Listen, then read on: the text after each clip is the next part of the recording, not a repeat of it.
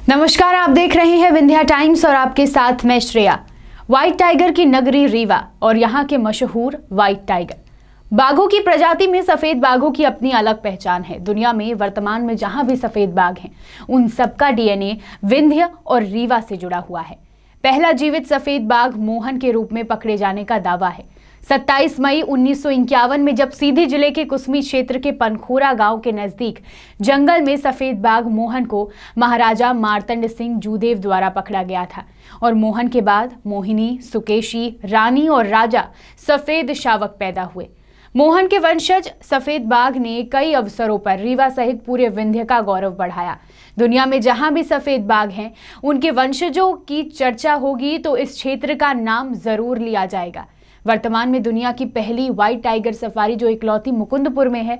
सफेद बाघों का कुनबा बढ़ाने के लिए रीवा के नजदीक सतना के मुकुंदपुर में बनाए गए व्हाइट टाइगर सफारी में बाघों का कुनबा तो नहीं बढ़ा, लेकिन अब दूसरे चिड़ियाघर से लाए गए बाघ एक एक कर मर रहे हैं। हाल ही में हुए व्हाइट टाइगर गोपी की मौत ने सभी को चिड़ियाघर प्रबंधन की व्यवस्थाओं के बारे में सोचने पर मजबूर कर दिया है। देखिए ये स्पेशल रिपोर्ट। घटना बुधवार 23 दिसंबर की है, जब टाइगर सफारी में फिर नर सफेद बाघ गोपी की मौत हो गई।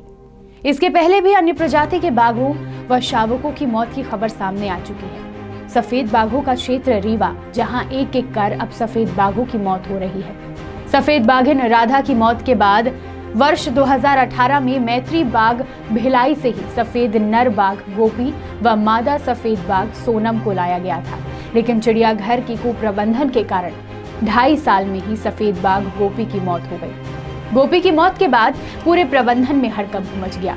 गोपी की मौत के बाद सवाल यह उठता है कि जब उच्च तकनीक नहीं थी, तब महाराजा मार्तंड सिंह द्वारा गोविंदगढ़ के किले को प्रजनन केंद्र बनाकर दुनिया को व्हाइट टाइगर की सौगात दी गई, और अब जब सब तकनीक है, तब बाघों का मरना कहीं न कहीं चिड़ियाघर प्रबंधन की बड़ी लापरवाही को उजागर करता है।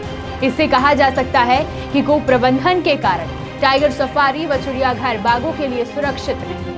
व्हाइट टाइगर गोपी की मौत किन कारणों से हुई, इसकी जानकारी पहले तो नहीं मिल पाई। माना जा रहा था कि ठंडी से बचने के लिए सही इंतजाम नहीं हो पाया, जिससे वह बीमार हो गया, और कहा गया कि मौत के कारण का खुलासा पीएम रिपोर्ट आने के बाद होगा। 23 दिसंबर को सफेद बाघ गोपी की अचानक मौत हुई। कहा जाता है कि गोपी को नाइट हाउस की सफाई के लिए सुबह 10 बजे बाड़ा में छोड़ा गया था। 10 बजे से 3 बजे तक गोपी वहीं विचरण करता रहा और अचानक दोपहर 3 बजे बाड़ा के नोट में दीवार के किनारे आकर लेट गया। गोपी की मौत के बाद जब जांच की गई तो पाया गया कि गोपी कई दिनों से बीमार चल रहा था। उसने खाना पीना छोड़ दिया था। गोपी को पिंजरे में डालने के लिए नाइट हाउस के बाड़े में छोड़ा गया था, लेकिन वह बाड़े से पिंजरे में गया ही नहीं और वहीं दम तोड़ दिया। चिकित्सकों ने गोपी का पीएम किया। पीएम में फिर से मृत्यु का कारण रेस्पिरेटरी फेलियर बताया गया। गोपी की इस तरह मौत होना चिड़ियाघर प्रबंधन पर कई सवाल खड़े करता है। पीएम रिपोर्ट आने के बाद अधिकारियों की मौजूदगी में गोपी का अंतिम संस्कार कर दिया गया। हैरानी तो तब होती है जब यह पता चलता है कि चिड़ियाघर में इलाज करने के लिए डॉक्टर नदारद रहते हैं और वह ड्यूटी पर भी नहीं आते। तो ऐसे में कहा जा सकता है कि सही समय पर इलाज न मिलने के कारण, अधिकारियों की लापरवाही के कारण व्हाइट टाइगर गोपी की मौत हुई है। मार्तंड सिंह जूदेव चिड़ियाघर में बाघ और शेर की संख्या घटकर गिनती में रह गई है। चिड़ियाघर में पहले 5 सफेद बाघ थे, इसमें से 3 राधा और गोपी की मौत हो गई और अब सिर्फ सोनम, रघु और विंध्या ही बचे हैं। इसी तरह येलो टाइगर नकुल और दुर्गा को साथ में लाया गया था। इसमें से दुर्गा की किडनी फेल होने के कारण मौत हो गई और नकुल और एक रेस्क्यू किया हुआ मादा बाघ ही बचा है। 2020 में मुकुंदपुर से 22 अप्रैल को दुर्गा की मौत हुई। 14 मई को भी एक बाघ की मौत हुई।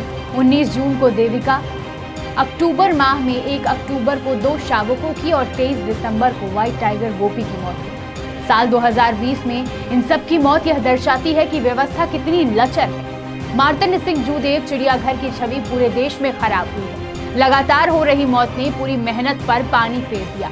शुरुआत में मुकुंदपुर को आसानी से वन्य जीव मिल गए थे, लेकिन अब सेंट्रल जू अथॉरिटी और चिड़ियाघर में अब वन्य जीव मिलना मुश्किल हो जाएगा। व्हाइट टाइगर की मौत की भनक लगते ही पूर्व मंत्री राजेंद्र शुक्ला भी मुकुंदपुर पहुंचे थे। सफेद बाघों की मौत की जांच के निर्देश भी दिए। साथ ही उन्होंने यह भी कहा कि विशेष डॉक्टरों की निगरानी में रिसर्च सेल स्थापित किया जाए।